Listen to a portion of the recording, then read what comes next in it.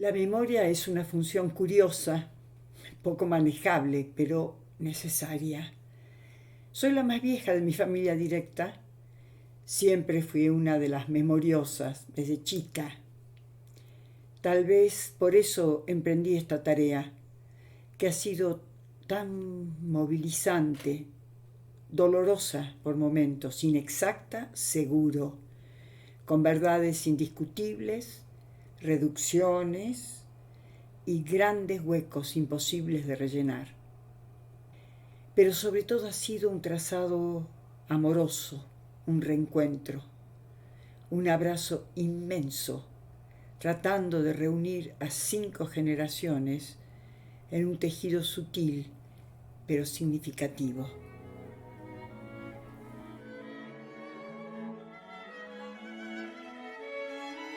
El envión que dio origen a mi familia viene de lejos, de Roma, Italia. Se afinca en Uruguay y de allí a Buenos Aires, por el lado de la familia de mi padre. Mi abuelo Guido Parpagnoli fue traído de Italia por su hermano para casarse con su cuñada, Ana Bacchelli, quien estaba muy enamorada de un joven uruguayo.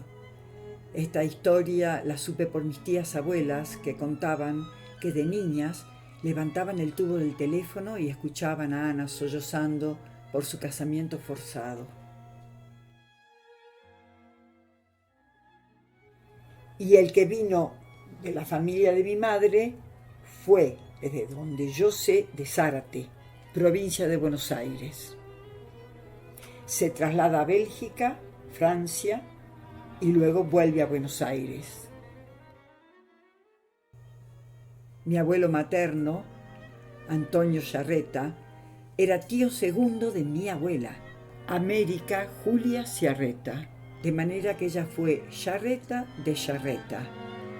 Él le llevaba casi 20 años y la conoció casi de bebé.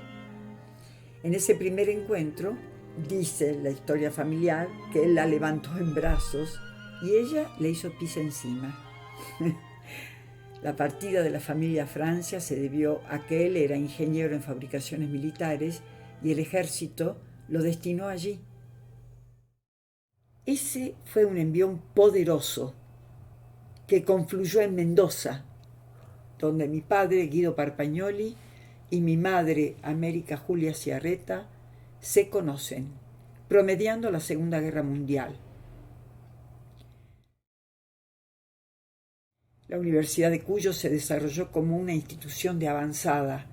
Contrataba tanto profesionales jóvenes, porque mi madre partió a enseñar allí apenas recibida en lenguas vivas, corajuda mi vieja, y mi padre tenía un título en humanidades que abarcaba varias disciplinas, y también acudían profesores que emigraban de Europa huyendo de los horrores de la guerra. Albergó profesoras y profesores eminentes, por ejemplo, a Julio Cortázar.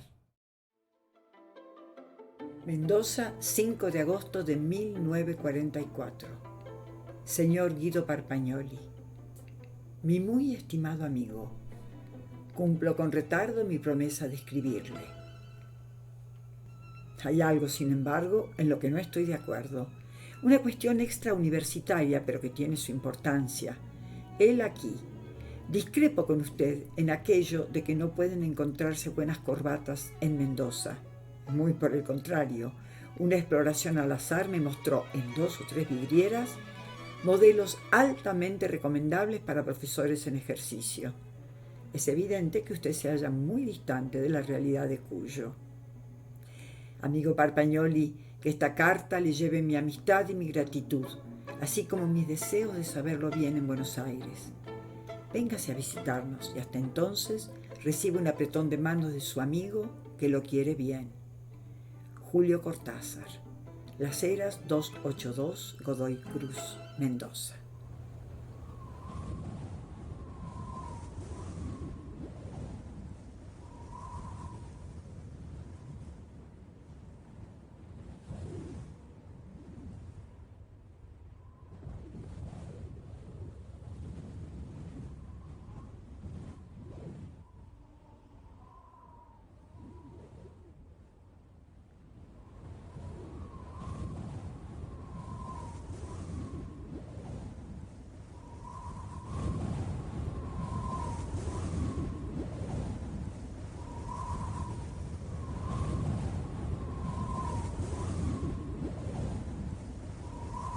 Por suerte hay sol y la mañana está preciosa.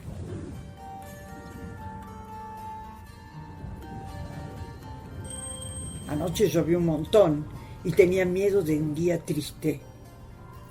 El sol ya llegó a las piedras grises de la escalinata y me calienta las piernas por debajo de los pantalones pescadores cuando me siento a mirar el día.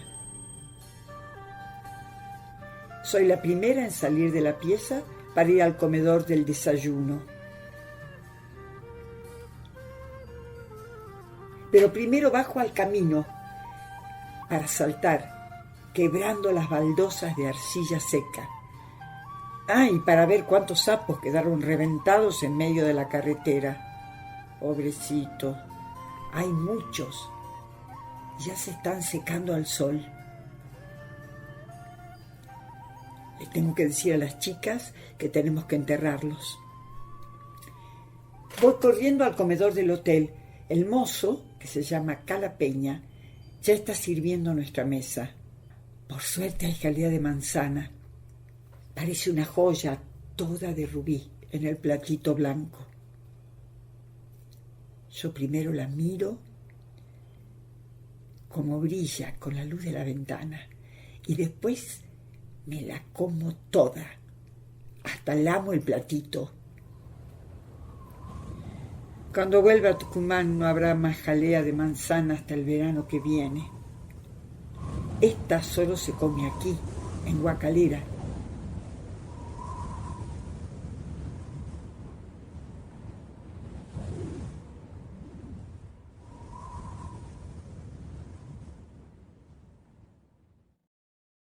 ...4 de enero de 1944... Escribe Guido, mi papá.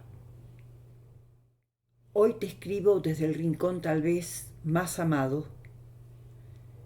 Estoy en las oficinas de la Inspección General frente al lugar donde una noche corregiste unos programas de francés, bajo el asedio de un moscardón que luego te llevó al parque. Este es el comienzo.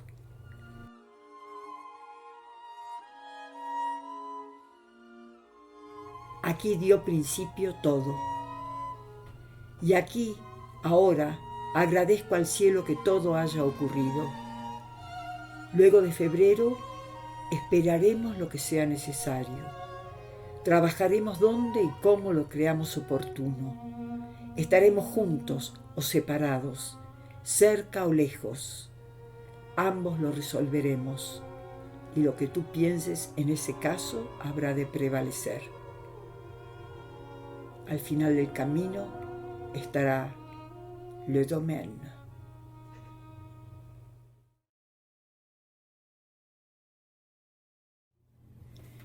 Yo conocí esta historia tardíamente, en el último año de la vida de mi padre, pero es muy conmocionante leer de su puño y letra lo que fue ese encuentro.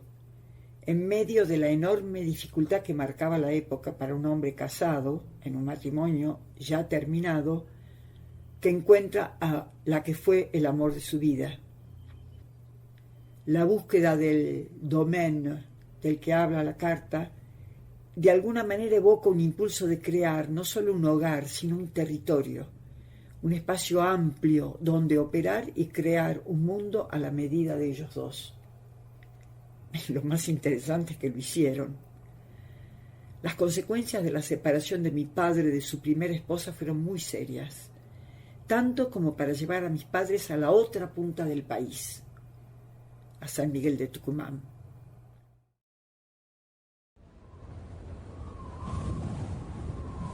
Pipo.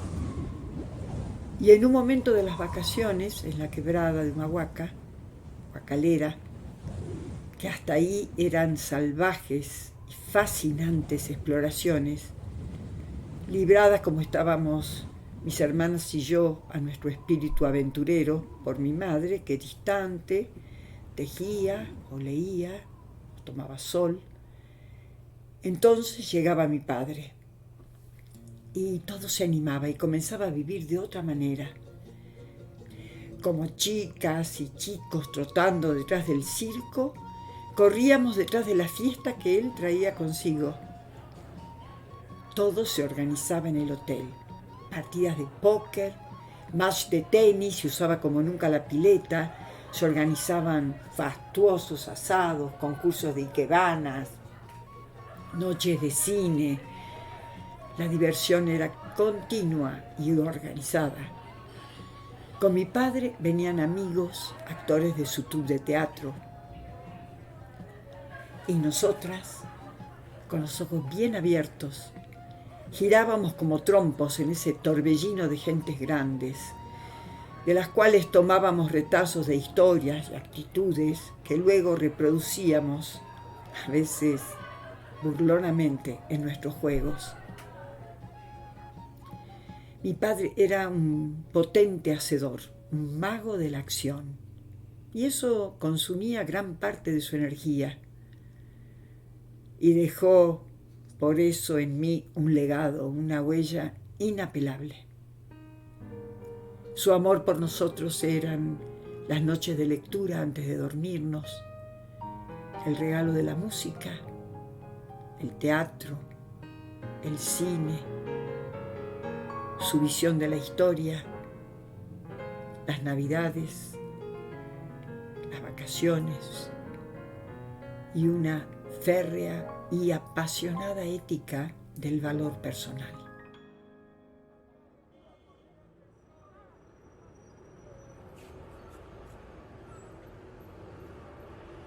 Mi madre siempre dijo que Tucumán era todavía una ciudad hecha a la medida del hombre. Yo creo que en ese momento era así. Yo creo, por otro lado, que mi padre siempre tuvo alguna nostalgia del fragor capitalino. Creo que de allí nace la increíble actividad de gestión como decano de la Facultad de Filosofía y Letras de la universidad, bajo el rectorado de Horacio de Escole, sobre todo en el primer mandato del gobierno de Juan Domingo Perón. Ni él ni mi madre eran peronistas, pero mi padre vio claramente que los lineamientos de Perón acerca de la educación y la cultura coincidían en un todo con su visión y la de Descolle, y el despliegue que ambos generaron fue extraordinario.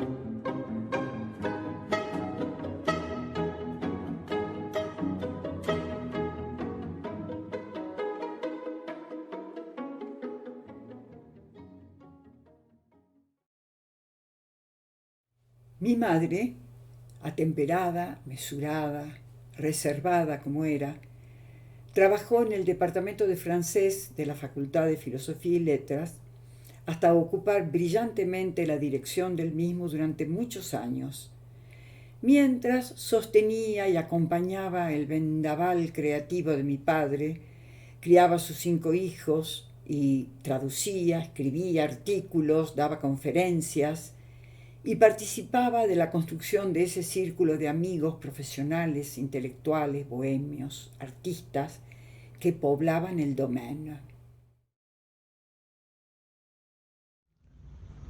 Conocí a la señora de Parpagnoli, nuestra querida Tota, en 1956, cuando ingresé a la Facultad de Filosofía y Letras. Fue mi profesora de lengua francesa desde entonces.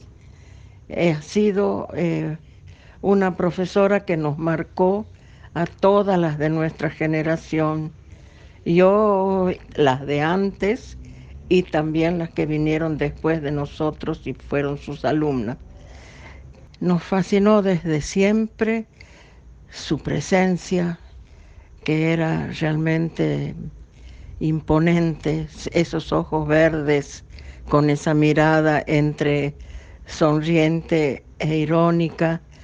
Nos fascinó su formación, su sabiduría, a pesar del respeto que le teníamos, teníamos una cierta confianza con ella, confianza que daba ese trato con señorío que tenía siempre. Quiero destacar que nos formó como un equipo realmente. Quedamos durante tantos años, hasta que se jubiló, trabajando en armonía y respetándonos mutuamente.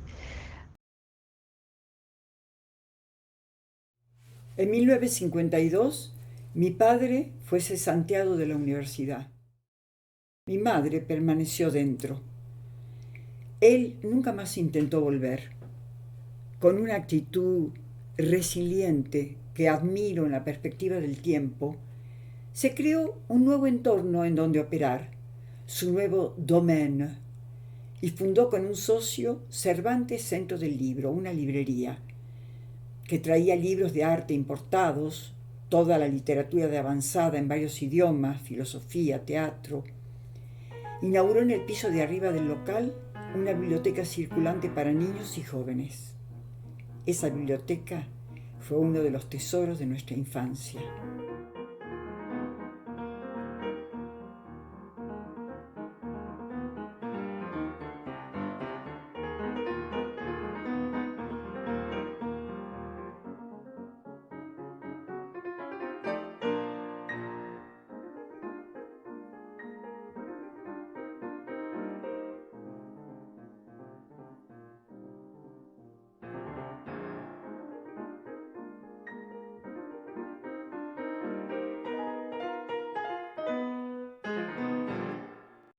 Pero antes de que aprendiéramos a leer, mi padre, cuando ya estábamos listas para dormir, se sentaba en un rincón del cuarto y nos leía. Au temps jadis, vivait au pays Picard une pauvre vieille bonne femme qu'on appelait la mère Claudine. Son mari était mort depuis de longues années, la laissant avec 8 enfants, garçons et filles, que la maladie lui avait enlevés les uns après les autres. Elle restait seule au monde. Cervantes Centro del Libro fue mucho más que una librería. Se convirtió en un lugar de reunión, de discusión, de difusión de la cultura. Y los más jóvenes recibían orientación y apoyo.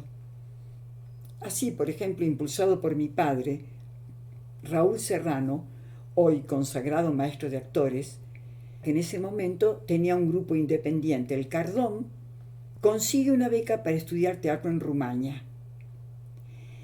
Y allí empieza la última gran aventura de mi padre. En 1958, el grupo que queda acéfalo le pide que los dirija. Mi padre, encantado, acepta. Mi madre, como siempre, apoya. Pipo rebautiza el grupo con el nombre de nuestro teatro y lo convierte en uno de los polos de progreso de la actividad teatral en Tucumán. Crea elencos donde los actores sin experiencia se forman a toda velocidad. Convierte arquitectos en escenógrafos, modistas en vestuaristas. Mi madre traduce y adapta obras de Ionesco, Sartre, Anouilh, que se ven por primera vez en la provincia. El teatro invade nuestra vida. Nuestra querida Tota, una maestra y al mismo tiempo los consejos de madre que nos daba y los minutos que compartíamos, y ella contándonos a veces las anécdotas de sus hijas. Por ejemplo, que sus hijas de niña eran de tanto escuchar en su casa las repeticiones de los parlamentos de teatro, jugaban con las muñecas y decían: «¿Cómo me duele esta cintura mía, donde tendrás primera cuna, yerma?». Y esto fue así, hasta la muerte de mi padre, que se va muy tempranamente, 6 años después. Y permanece latente por los requerimientos de la escuela, por el duelo, por la necesidad de contribuir de alguna manera con nuestra madre que queda sola para sostener 5 hijos, su tarea en la universidad y Cervantes Centro del Libro, que llena de deudas finalmente cierra unos años después.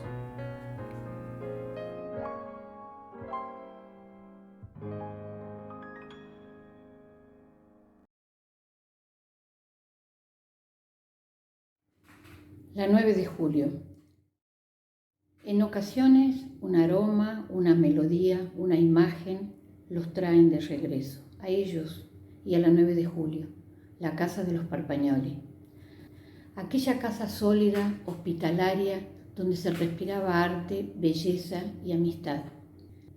Recuerdo las paredes colmadas de libros, cientos de libros, y el aroma inconfundible que desprenden las historias allí guardadas.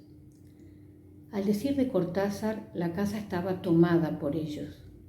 La música y los cuadros también eran parte de la fisonomía única e inconfundible de la casa y hablaban a las claras de quienes la habitaban. El amplio estar, con el hogar a leña, el comedor con su mesa generosa, el aroma de los esconde queso, las risas, la amistad y el amor siempre al resguardo de las intemperies. Fue Claudia, mi amiga hermana, desde la escuela primaria hasta hoy, la menor de las hermanas mujeres, quien me llevó a descubrir los rincones donde, tras paredes y puertas de placares, se escondía la maravilla. En los años 70, junto con la universidad, reaparece el teatro en mi familia y en mi vida, y hasta el día de hoy. Mi madre apoyaba sin decirlo nuestra participación en la vida política de la universidad, la asistencia a las asambleas, a las marchas, a las discusiones permanentes en bares y en reuniones. Puedo recordar mi casa, que estaba en pleno centro, como refugio de manifestantes estudiantiles en fuga, y ella repartiendo bicarbonato para atenuar los efectos de los gases lacrimógenos o permitiendo un campamento de amigos en el living después del toque de queda. Tal vez con mi padre hubiéramos tenido grandes discusiones sobre política e ideologías, y mi madre no coincidía del todo con nuestra visión y militancia, pero nos legaron sin duda la capacidad y la libertad de pensar por nosotras y nosotros mismos y de ser fieles a nuestra propia interpretación del mundo.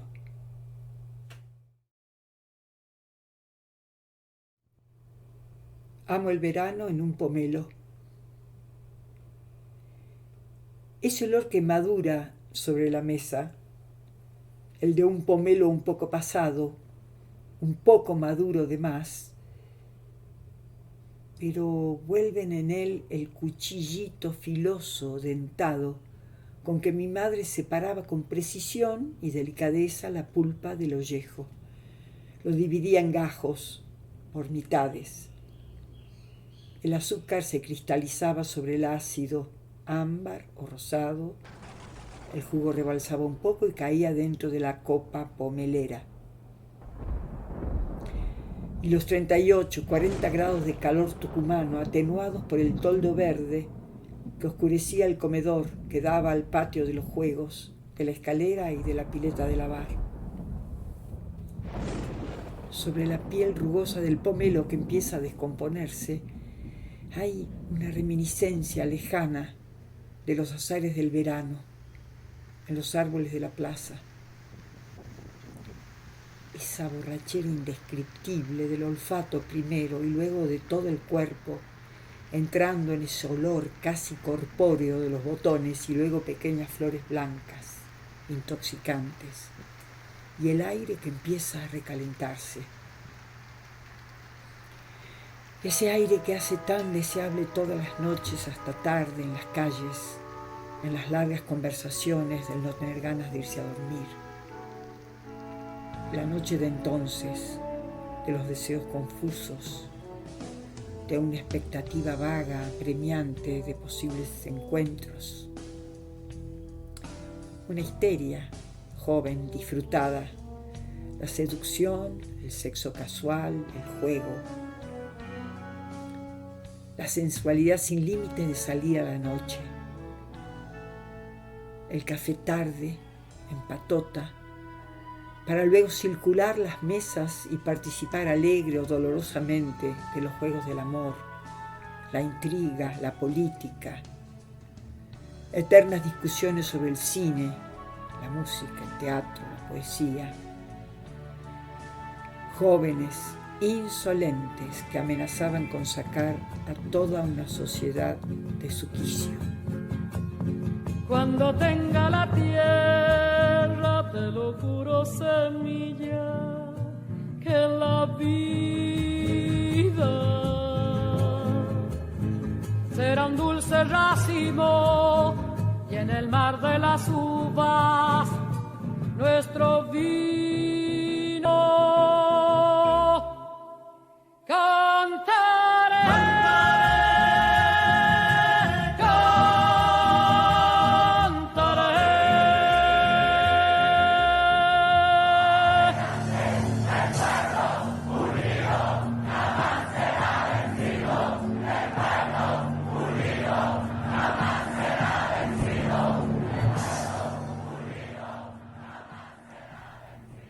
El aire exquisito de los comienzos de todos esos veranos está aún en este pomelo, cuando la vida va a dar un nuevo vuelco hacia el pasado recuperado, resignificado para siempre.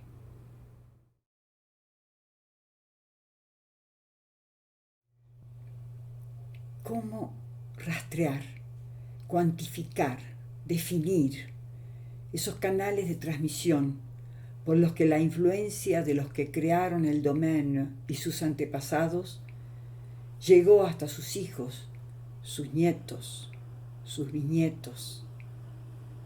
Emerge en todas las direcciones, elecciones, talentos, realizaciones, elecciones de vida, trayectos, luchas, producciones, conquistas, aportes de las generaciones que siguieron, tejiendo una trama sutil, pero visible al trasluz de la memoria, el reconocimiento y el amor.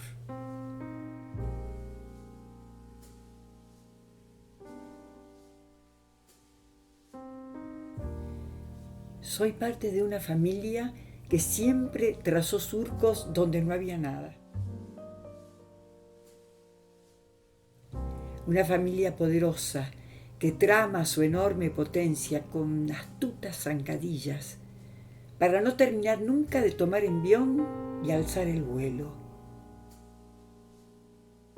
Y en esa demora vagabunda, incierta, encantadora, nos reunimos y nos perdemos en extrañas combinaciones de abrazos y eternas charlas, amonestaciones e infinita contención. En toda la vida loca que compartimos desde que tengo memoria, esa es la marca indeleble en la que nos reconozco.